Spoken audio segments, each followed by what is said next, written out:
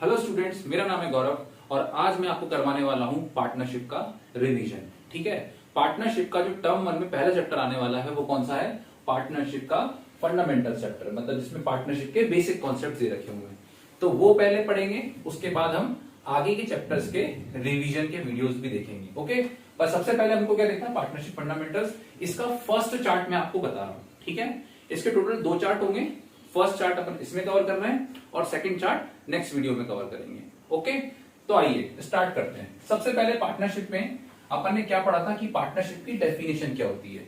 तो definition basically क्या होती है? Partnership is a relationship between 2 और मोर पर्संस। पार्टनरशिप में कम से कम 2 लोग होने चाहिए। मिनिमम पार्टनर कितने होने चाहिए? 2, और मैक्सिमम कितने होने चाहिए? 50। ध्यान रखना, 50 की जो लिमिट है वो इंडियन कंपनीज एक्ट ने प्रिस्क्राइब करी है। और ये जो डेफिनेशन है ये दे रखी है आपको इंडियन पार्टनरशिप एक्ट के सेक्शन 4 में।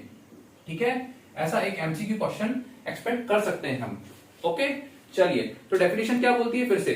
Partnership is a relationship between 2 और more persons who have agreed to share the profits. क्या बोला? एग्रीड, मतलब पार्टनर्स के बीच में क्या होना चाहिए? एग्रीमेंट होना चाहिए। एग्रीमेंट कैन बी ओरल और इट कैन बी रिटन। अगर रिटन में होगा तो क्या बनेगी? पार्टनरशिप डीड, जिसमें पार्टनरशिप की टर्म्स एंड कंडीशंस के बारे में लिखा हुआ होगा।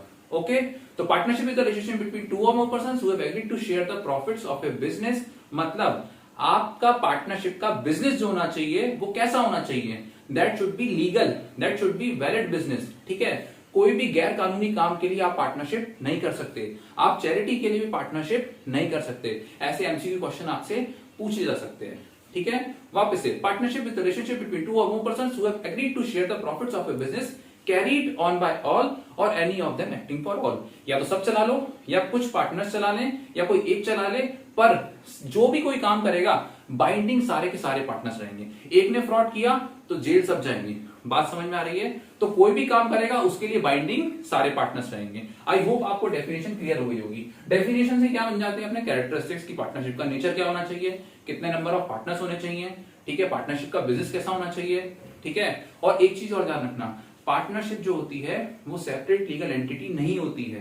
पार्टनर्स और फर्म दोनों एक ही माना जाता है, लेकिन for the purpose of accounting दोनों को हम अलग अलग मानते हैं। तो ये कुछ कैरेक्टरिस्टिक्स है जिसके बारे में आप पढ़ोगे।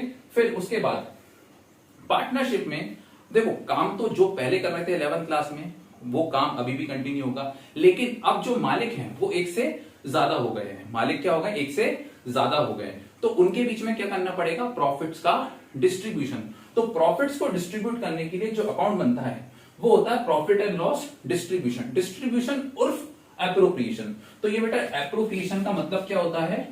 डिस्ट्रीब्यूशन, मतलब प्रॉफिट्स को डिस्ट्रीब्यूट करने के लिए जो अकाउंट बना उसको क्या बोलेंगे हम? Profit and loss appropriation account. Clear?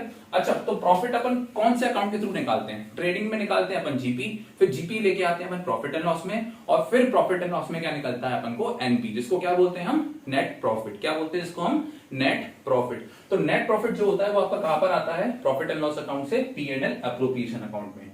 ठीक है, ये बेसिक फंड है। ये आपने, आई होप, मैं अज्यूम करके चल रहा हूं कि आपने 11th क्लास में पढ़े होंगे। ठीक है, तो वो प्रॉफिट कहां पर आ गया बेटा?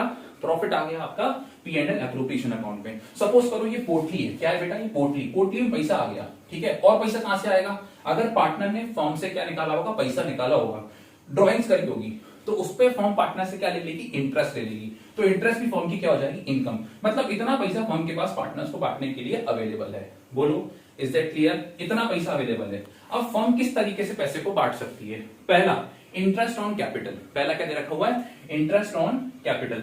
मतलब जितना पैसा मालिक ने फर्म में इन्वेस्ट किया था उस पर फर्म पार्टनर को क्या देगी? इंटरेस्ट देगी। उसको क्या बोलते हैं हम? Interest on capital. इसकी कैलकुलेशन जो होती है, इंटरेस्ट की कैलकुलेशन क्या? बेसिक कैलकुलेशन कैसे होती है? Amount into rate upon 100 into period upon 12। किसी भी इंटरेस्ट की कैलकुलेशन ले लो, अमाउंट की जगह क्या आ जाएगा बेटा? कैपिटल का अमाउंट जितना इन्वेस्ट किया, इंटू रेट, जो भी इंटरेस्ट होगा रेट कैपिटल पे जो डीड में स्पेसिफाइड होगा, इनटू जितने पीरियड के लिए वो कैपिटल फॉर्म में रही, जितने मंथ्स के लिए रही, तो इनटू पीरियड अपॉन 12। अगर आप पूरे साल का भर का निकाल रहे हो तो उसमें से क्या निकलेगा? Period upon 12। तो इस तरीके से क्या निकाल लेंगे अपन? Interest on capital. Interest on capital हर पार्टनर को अलग अलग जाएगी। तो अगर यहाँ पर ए को जा रही है, सपोज करो ए पार्टनर है तो ए कैपिटल, बी को जा रही है तो बी कैपिटल। इस तरीके से सैलरी में भी अगर कोई पार्टनर है जिसके पास स्पेशल स्किल है तो उसके लिए वो अलग से पैसा डिमांड कर रहा है, तो उसको अपन क्या दे देंगे, सैलरी पे कर देंगे। ठीक है, सैलरी जो होती है वो आपकी या तो मंथली पे करोगे, तो क्वेश्चन में अगर मंथली दे रखी है तो आपको उसको ईयरली कन्वर्ट करने के लिए इंटू 12 करना पड़ेगा। अगर सैलरी आपको क्वार्टरली दे रखी है तो उसको ईयरली कन्वर्ट करने के लिए इंटू 4 करना पड़ेगा। अगर हाफ ईयरली दे रखी है तो इंटू 2 करना पड़ेगा। बात समझ में आई? ये बेसिकली रिवीजन वीडियो है, तो मैं फास्ट फास्ट आपको रिवीजन करवा रहा हूं, आपको एग्जाम के पहले फटाफट इसको देख लेना है। ठीक है, तो आपके जितने भी कॉन्सेप्ट्स है वो सब क्या हो जाएंगे, रिवाइज हो जाएंगे। उसके बाद आता है बेटा कमीशन। कमीशन दो तरीके का होता है, एक होता है बिफोर चार्जिंग और एक होता है आफ्टर चार्जिंग। बिफोर चार्जिंग में रेट क्या लगती है समझना, बिफोर चार्जिंग कमीशन में जो फॉर्मूला लगता है वो होता है, अगर आप कमीशन प्रॉफिट का निकाल रहे हो या फिर टर्नओवर का निकाल रहे हो, जिस भी चीज का आप निकाल रहे हो, इनटू रेट अपॉन 100। ये कौन सा फॉर्मूला हो गया बेटा, जब कमीशन कौन सा है, बिफोर चार्जिंग सच कमीशन। लेकिन अगर आपको आफ्टर चार्जिंग बोला गया, क्या बोला हुआ है, आफ्टर चार्जिंग, तो आप इसमें क्या कर लोगे, प्रॉफिट या टर्नओवर या किसी और चीज जिसका भी आपको कमीशन निकालना है जो क्वेश्चन में बोला हुआ है, उसका into rate upon 100 plus rate. इसका लॉजिक जो है वो मैं मेन वीडियोस में, मेन बैचेस में समझा चुका हूं, तो वो मैं यहाँ पर कभी इतना टाइम होता नहीं है, इसलिए मैं आपको अभी केवल क्या कर रहा हूँ, ब्रीफ ब्रीफ समझा रहा हूँ। ठीक है, ऊपर ऊपर से फटाफट से, ठीक है, क्योंकि आपको रिवाइज करना है। ओके, चलिए, तो इस तरीके से क्या निकल जाएगा, पार्टनर का कमीशन। फिर अगर कुछ रिजर्व या प्रोविजन बनाना चाहते हो आप, कुछ पैसा फर्म से निकाल के आप उसके लिए नॉन लायबिलिटी के रखना चाहते हो, या फिर आप कोई रिजर्व बनाना चाहते हो, तो उस प्रॉफिट में से आप वो भी बना सकते हो। लेकिन ध्यान रखना, ये बना लोगे उसके बाद ये जो पैसा है, ये जो प्रोविजन रिजर्व, इसको आपको किसमें शो करना पड़ेगा, बैलेंस शीट में। तो ध्यान रखना, उसको क्या में शो करना पड़ेगा, बैलेंस शीट में। फिर भी अगर पैसा बच जाता है तो वो किसको बढ़ जाएगा, पार्टनर्स के प्रॉफिट शेयरिंग रेशियो में। जो भी उन्होंने तय किया, उन्होंने बोला कि 50-50% मतलब 1:1 रेशियो, तो आधा आधा बढ़ जाएगा, 2:1 तो 2:1 के रेशियो बढ़ जाएगा। तो जो भी रेशियो क्वेश्चन में दे रखा हो उसमें अपन क्या कर देंगे, रिमेनिंग प्रॉफिट्स को डिस्ट्रीब्यूट कर देंगे। आई होप ये प्रॉफिट एंड लॉस एप्रोप्रिएशन आपको अच्छे से क्लियर हो गया होगा।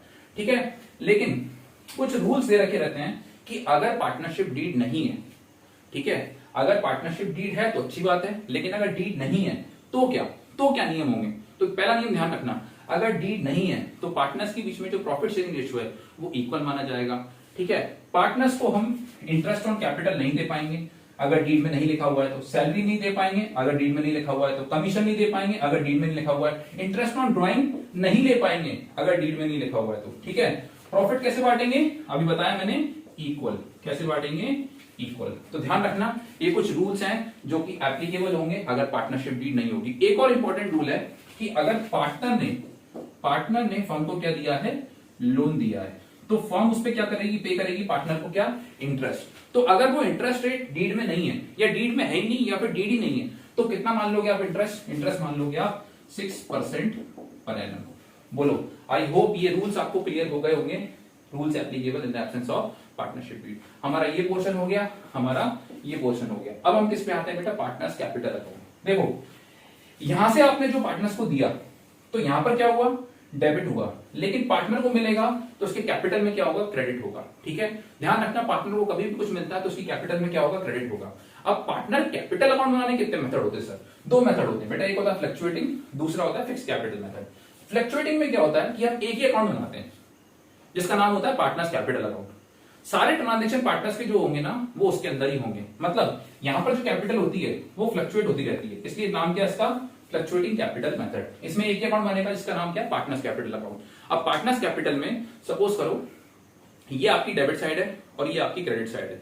आयोग आपको दिख रहा होगा, ये डेबिट है और ये क्रेडिट है। पार्टनर कुछ ही मिलेगा, पार्टनर कुछ भी बैलेंस होगा तो वो यहां पे दिखेगा, by balance, by salary, bye commission, ठीक है, बाय प्रॉफिट का शेयर, जो भी पार्टनर को मिलेगा वो यहां पर आएगा। ठीक है, अगर पार्टनर से कुछ ले रहे हो, जैसे कि पार्टनर पैसा विड्रॉ कर रहा है, जैसे 2 ड्रॉइंग्स या फिर 2 इंटरेस्ट ऑन ड्रॉइंग्स, ठीक है, 2 ड्रॉइंग्स आउट ऑफ कैपिटल, तो ये जितनी भी चीजें हैं, ठीक है, ड्रॉइंग्स आउट ऑफ कैपिटल के लिए 2 बैंक करेंगे क्योंकि that is permanent withdrawal of capital.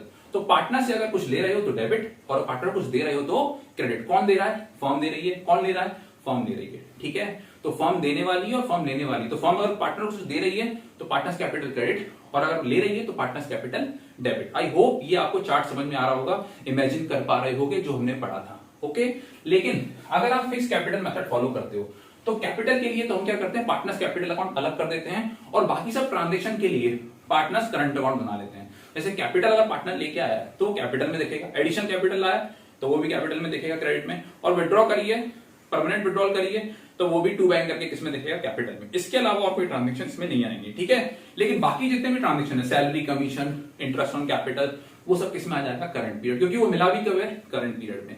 बात क्लियर है? आई होप आपको ये दोनों अकाउंट क्लियर हुए होंगे, दोनों मेथड क्लियर हुए होंगे कि पार्टनर्स कैपिटल हम किस तरीके से बनाते हैं। चलिए, इसके बाद लास्ट जो स्टार्ट का टॉपिक बचा हुआ वो है इंटरेस्ट ऑन ड्राइंग्स, कि हम इंटरेस्ट ऑन ड्राइंग्स की कैलकुलेशन कैसे करते हैं। तो इंटरेस्ट ऑन ड्राइंग की कैलकुलेशन करने के लिए जो इंटरेस्ट का फॉर्मूला होता है वो क्या होता है बेटा, इंटरेस्ट निकालना है तो ड्राइंग्स का amount into rate upon 100 into period upon 12, ठीक है। ड्राइंग्स का अमाउंट, जितना भी टोटल ड्राइंग्स का अमाउंट हो रहा है उसको आप rate upon 100 into period upon 12 करोगे तो आपको क्या मिल जाएगा, इंटरेस्ट ऑन ड्राइंग्स। तो बेटा समझना, यहां पर अपन को तीन चीजें चाहिए, एक तो अमाउंट ऑफ ड्राइंग्स, दूसरा रेट, तीसरा पीरियड। ओके, तो इंटरेस्ट ऑन ड्राइंग निकालने के लिए अगर आपके पास कोई पीरियड अवेलेबल नहीं है, क्या बोल दिया आपको, ड्यूरिंग द ईयर, क्या बोल दिया आपको कि इतनी ड्राइंग्स करी थी, रेट ऑफ इंटरेस्ट अवेलेबल है लेकिन पीरियड अवेलेबल नहीं है, बोल दिया कि ड्यूरिंग द ईयर। अब कब करी ये पता ही नहीं है, तो हम एवरेज पीरियड कितना मान लेंगे, 6/12।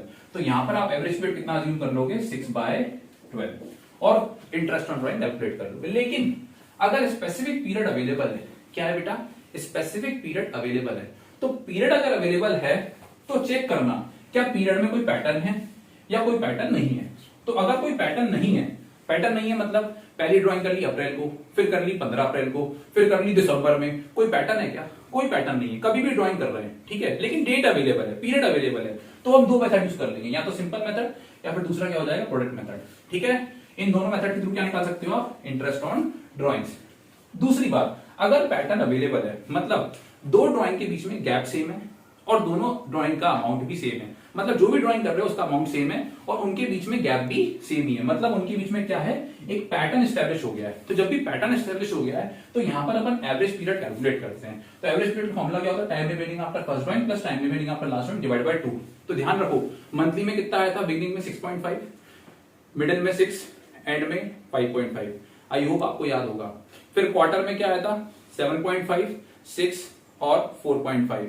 फिर हाफ ईयरली में क्या आया था, आपको याद करो बेटा, याद करो, हाफ ईयरली में क्या आया था, 9, 6 और 3। आई होप आपको ये पूरा का पूरा इंटरेस्ट ऑन ड्राइंग वाला चार्ट याद आ गया होगा, जो मेन चार्ट था जो अपने क्लास में पढ़ा था, ठीक है। आई होप ये फर्स्ट वाला चार्ट आपको अच्छे से क्लियर हो गया होगा। अब जो पास्ट एडजस्टमेंट्स हैं, गारंटी है, वो मैं नेक्स्ट वाली वीडियो में कवर करूंगा। आज के लिए आपके लिए इतना ही, मिलते हैं नेक्स्ट वीडियो में। Thank you so much. अगर अच्छी लगे वीडियो तो प्लीज लाइक कर देना। Thank you so much, bye.